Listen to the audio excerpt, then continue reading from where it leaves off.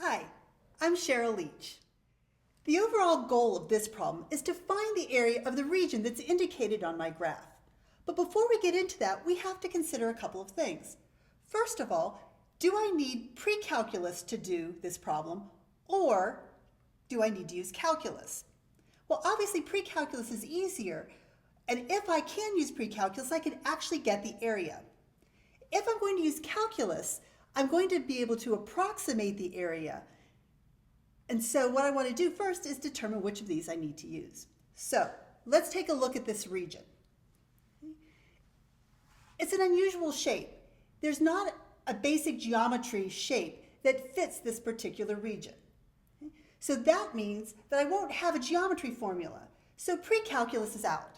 So I'm going to use calculus to solve this problem. Well, again, since I don't have all of my calculus techniques at this point, I'm going to be using some approximations, and I'll reason how calculus is used to solve the problem.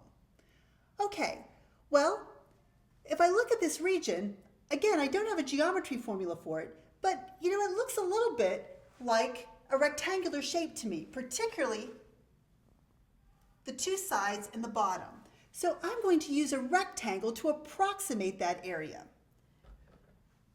So the rectangle I'm going to use will have a base that goes from 1 to 5.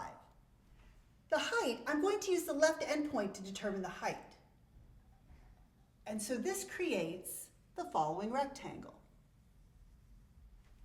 I can use my geometry formulas to get the area of that region.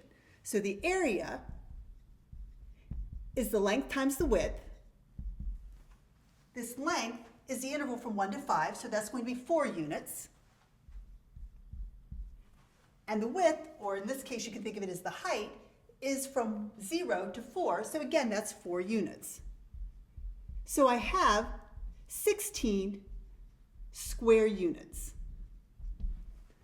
Okay, well if you look at this, it's not really a very good approximation because I'm missing this little piece up here. I don't know what the area of that section is.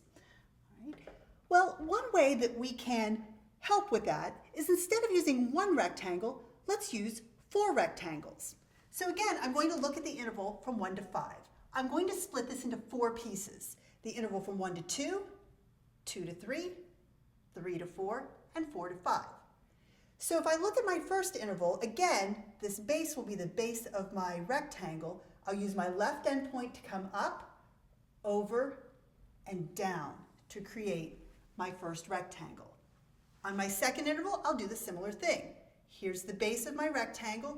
I'm going to use f of 2, which is going to take me up here to create my second rectangle. And in a similar way, I have a rectangle on the interval from 3 to 4, and again one from 4 to 5. Now what I can do is add up the areas of each of these rectangles, all 4 of them, 1, 2, 3, and 4. You can see that this is going to give me a better approximation of the area under my curve. Well, let's step back a minute and say, well, instead of using 4 rectangles, what if I use 10 rectangles, or 100 rectangles, or 250 rectangles? It turns out that the more rectangles you use, the better your approximation is going to be. That leads me to the idea of a limit, which is why calculus is the technique to use for this problem. Okay, well let's step back and take a look at this idea of using several rectangles. I have a small problem here.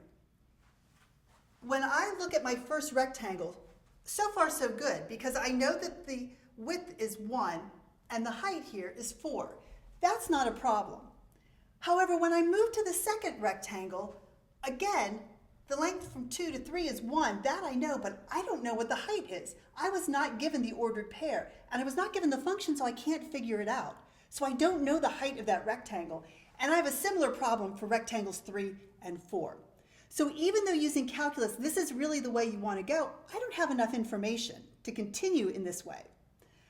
All right, well, does that mean that 16 square units is my answer?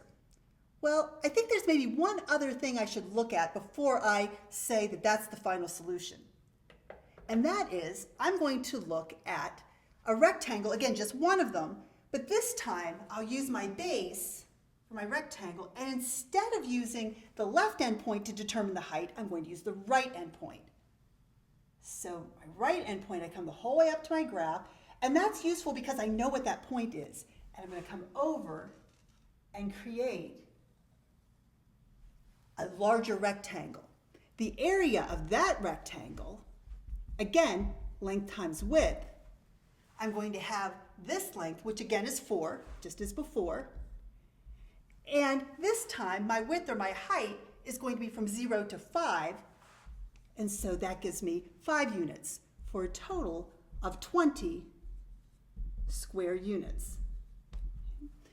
Now, just as before, using that right endpoint, I could use multiple rectangles to get a better approximation, but I don't know those function values to calculate the heights. So I think one rectangle is the best I can do. All right, well, where does this leave me? Well, I know that the area of my region is larger than 16 square units, but smaller than 20 square units. So we'll say that my area is greater than or equal to 16 square units, but less than or equal to 20 square units. I hope this was helpful. Thanks.